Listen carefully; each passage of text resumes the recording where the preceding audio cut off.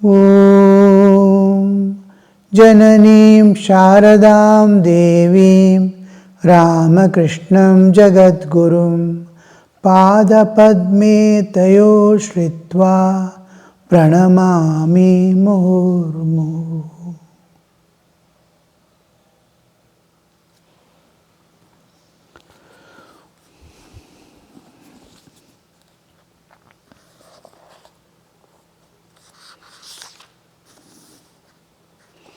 Sri Ramakrishna is talking to the devotees. He has been telling how one is appearing as many, how the transcendental is appearing as the relative existence. And then when one is able to see God in all aspects, this world is manifestation of God. All beings are manifestations of God. It cannot be anything other than God. Simple, the water when it manifests as eyes, there cannot be anything other than the eyes. Water, in the eyes there can never be anything other than water. Water itself is appearing in a different form. The Nirguna Nirakara is appearing as Saguna Sakara. When this is known, when this knowledge comes, oh, God has become all this. Like in dream, mind has become the whole dream world. When this knowledge comes, you have known everything. But as long as you are in dream, you can never think of dream as unreal. When you wake up, you have known the truth. When you wake up, oh, it was a play of mind. Mind had created a world, including me. I was just an observer. My body also was of the mind. I never participated. I was witnessing the whole thing in dream. So the same experiences, the Jiva experiences, that God has become everything. In that context, he says, when he saw everything has become, he saw everything is spirit. The image, the altar, the floor, the doors, the hinges, everything is made up of spirit. Everything shining with spirit. Everything has become spirit. Everything was spirit and nothing else. After that, my worship dropped away. The purpose of image worship was over. When he was doing the Shiva Puja on the Shivalinga, stone emblem of Shiva, one day while keeping the Bilva upon the Shiva, on that Shivalinga, he sees the whole universe is there in the form of Shivalinga. The whole universe looks like just like we see planets or stars, small round balls here and there. Look at the moon, how the moon is there. So this everything, every object, the whole universe also is like an egg. It's called Brahmanda. He saw, he was keeping the Bilva on the head of the Shiva, stone image of Shiva. He sees the whole universe there. He is keeping that Bilva on the whole universe. The Shivalinga has disappeared and whole universe is beyond the whole universe, observing the universe. After that, when he saw the whole universe as Shiva, the purpose of worship was over. Then he says, after that he could not do the worship of the stone image. How long will the child hold on to a cart with 3 wheels for learning walking? Till he is able to walk. After that, he doesn't take a support to move about. So the whole thing is just every bit of religion is a route to the ultimate. Every religion is a ladder to pure spirituality, to see the Spirit, experience the Spirit. After that, religion's purpose is over. After climbing the zenith, the paramount, the purpose is over. Now, enjoying the bliss of God.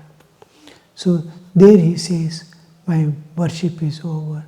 One day he was plucking flowers. He saw every plant is a bouquet in front of God. The universal form of God is there, and all these are bouquets in it. After that, he says one by one how he transcended and where is the limit, how long you have to do everything till you. When I was in Kamarpukur, the Kamarpukur Mutt, and then an accountant was there.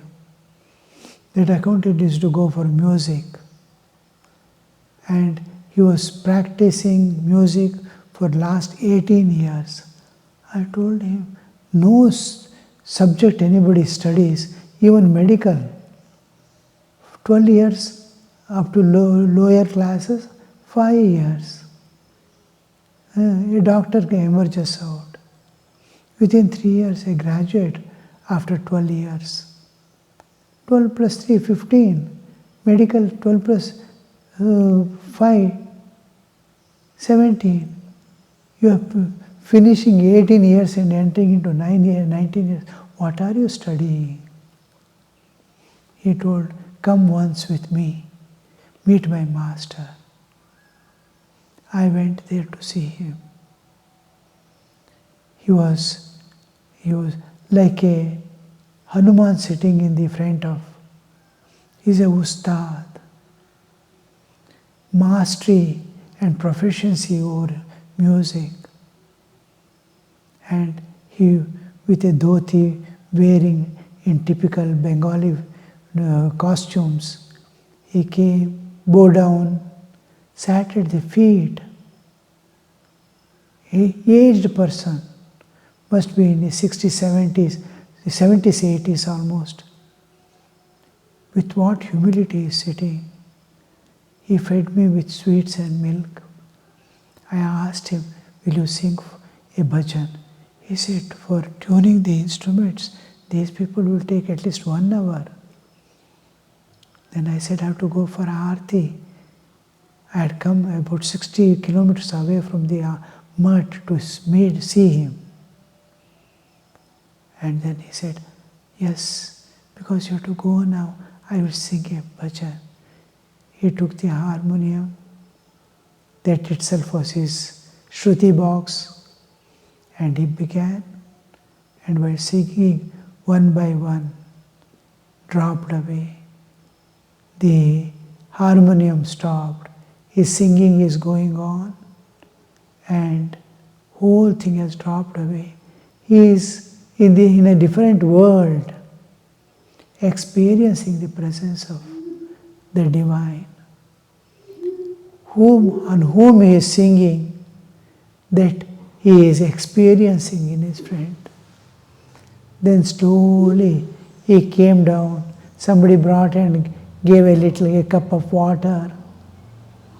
Looking at them, he drank water and again come to normal state. He started, see, that's why I don't sing.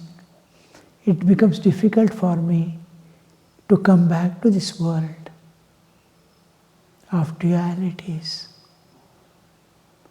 Then he said, I tell these children, the day when you are singing, Krishna stands before you and dances in joy.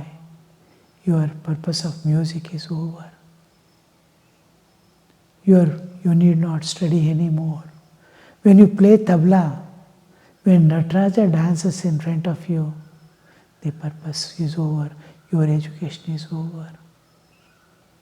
Take this as spiritual practices to reach God. I was surprised how the transcendence takes place. Anything, any profession, you can take as a worship of God. How Sri Ramakrishna is teaching everything, whatever he did in his life. Even studying the other religions, which we are not accustomed, alien to us, practicing, he reaches the ultimate. Each path in Hinduism, Shaiva, Shakta, Vaishnava, Dvaita, Advaita, Vishishtadvaita, the all 64 tantras, the Vaishnava way of approaching, Sakyas, Dasya, all these forms, he practices, reaches the ultimate same goal. Oh, all paths lead to the same goal. So this experiences, Sri Ramakrishna is how to transcend, how to hold on to whatever you have, and wherever God has kept you, and transcend and reach the unchanging eternal reality. Everything is going to be lost forever with death. Before that, secure your place in the transcendental.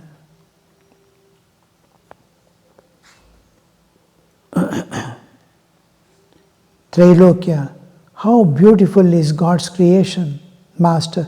No, oh no, it is not that. It was revealed to me in a flash. I did not calculate about it. It was shown to me that each plant was a bouquet adorning the universal form of God. That was the end of my plucking flowers. I look on man in just the same way. When I see man, I see that it's God Himself who walks on earth. He is seeing what has become the source. He is seeing the source in the effect. As it were, rocking to and forth like a pillow floating on waves. The pillow moves with the waves. It bobs up and down. One devotee was there, old-aged. She used to be very attached to one of the son who was weak. Slowly, she used to come. The son is retired from the job. His children have got married and grandchildren are playing. The lady used to care for the son who has become already old, forgetting death is approaching her. That attachment doesn't go. A few times, many times, I told, try to finish your task for which you have come. The purpose is over. When the children stand on their own leg, education is over, earning has begun, settle down in life. You need not, your purpose is over, your part is over. Don't run behind. You have already transcended the limits. When the child, when he joined job, when he got married, you should have washed off your hands and shown them how to spend the old age. You are running behind at the age of nearing 80s now. What have you attained in life to tell them, attain something in your life? You are not attained, you are not shown. If the grandchildren are fighting, it is not your part to even interfere, because their parents are there to look after. You have to, if they don't have parents, then you have a responsibility. Otherwise, when parents are there, even children, after they settle down in life, it is not your kartavya duty. If you attend to them, go behind them and go on poking them, it becomes an aparadha. You are going against the law. So withdraw and offer yourself, and within a short time death is approaching. And she used to do all the spiritual practice. She immediately withdrew from all things. And she was doing small spiritual practices in the morning, evening and all that. That is insufficient to break the veil of Maya, penetrate and go beyond. It needs total dedication, total giving, at least in the extreme old age. In the young age we think, in old age we can be doing the sadhana. Now what is the need? But old age you cannot do. Neither body permits nor mind. So it was a challenge. And after repeated telling, and immediately she understood. And she started withdrawing and totally dedicating. And day and night she was reading, spending the day. Evening she will come out. The joy and bliss in her face, immediately all tension gone. She is in a different world of God. Day and night reading. She could not meditate, she could not do japa, she could not concentrate because of that mind attached to the world. Now after she started seriously reading, after the tiffin till noon, after a small rest of 15 to half an hour, again sitting till dusk, dawn to dusk, almost completely engaged in reading. So many Thakur's, Mother Swamiji's life, Bhagavata, this, that, just started reading. As she was finding the clear presence of God, as if God is moving with her. So while sleeping, he is sitting on the cot. So much of presence. Though it is a mental image, it has great purpose to fulfill. Then after reading in the evening is over, dusk has fallen and she cannot read anymore. She would stand on the balcony and go on watching the world, trying to identify everything with God. A dog is going in the street. Oh, God is going there as dog. Oh, God is standing here as trees. God is going there as man. God is going there as woman. The children are playing. God is playing as children. The house, what a beautiful house. God is standing as a house. Everything. Vishwan, Jaganmaya, Devamaya, Ramamaya, Krishnamaya. He is seeing, she is seeing everything as pervaded and existing as divine. Sri Ramakrishna is telling how that vision comes of seeing the whole universe as manifestation of divine. It is not limited to him. A person who is immersed in the world, just by when he awakens and turns, whole life of attachment and concerns of the world, within a few years, she could, 3-4 years, she could realize God and leave the body. What I am telling is, why Sri Ramakrishna is telling is, everything is possible for God. Nothing is impossible. Similarly, everything is possible for man. Nothing is impossible. When I see a man, I see that God Himself who walks on the earth, as it were, rocking to and fro like a pillow floating on the waves. The pillow moves with the waves, bobs up and down. The man, everything, whatever you see, associate with God. Oh, God is there in that form. God is there in this form. The body was indeed only a momentary existence. God alone was real. The formless has taken form and merges back in the formless. It is just appearance for a short while and going back.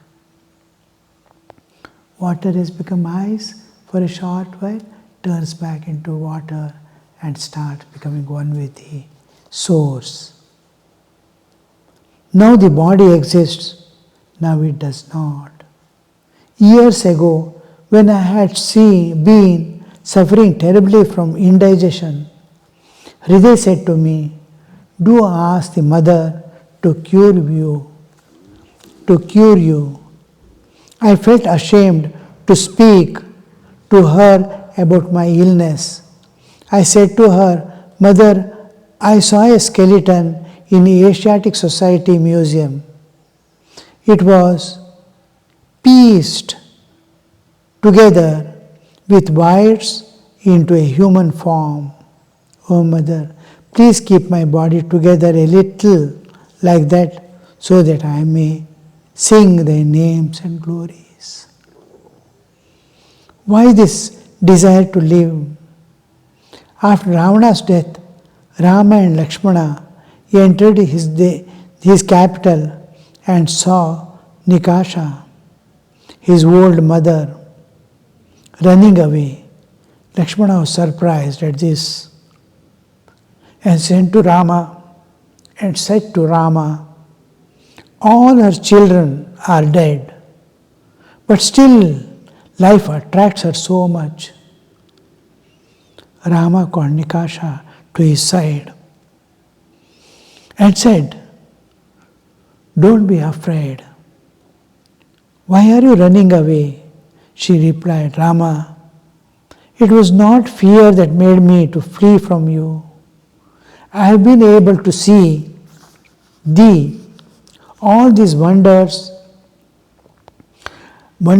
actions of yours simply because I am alive. I shall see many more things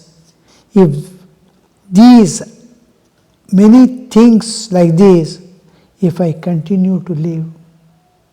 Hence the desire to live.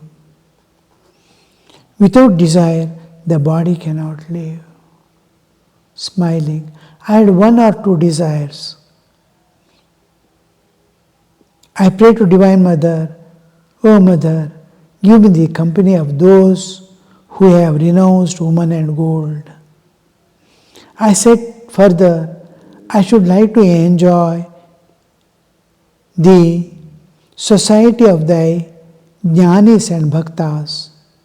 So give me a little strength that I may walk hither-thither and visit those people." But she did not give me the strength to walk. How the things move, you see. Why should we live after the purpose is over? Even for a realized soul, enlightened soul, why does he continue his body? His purpose is over. He has known his self indestructible, immortal, himself. All this bodily covering, whether it is there or not, it doesn't matter. Winter has gone away. Summer has begun. Sweating is going on. Whether clothes are there on the body or not, it doesn't matter. The purpose of cloth was to cover, preserve the body from the external weather conditions. Now weather is suitable. It is no more, whether it is there or not, it is immaterial. So this we experience. But why should they keep their body alive? One thing is, somebody has to be there. If I am not there, somebody else has to be there to finish that work, which has been there from ancient times. The jnana, viveka, vairagya, bhakti, all these are flowing. Some have the experience, some have possessed it, and they can be light to others. Somebody has to be light to others. So Mother selects a few to be giving light to others. The enlightened soul body continues to give light to others. When another person appears, this person is withdrawn. My child, come back, merge in me. So that place continues. Sri Ramakrishna is continuing his bodily existence, not because he has to attain something, but he has to give many things to this world. Trailokya, smiling. Have all the desires been fulfilled?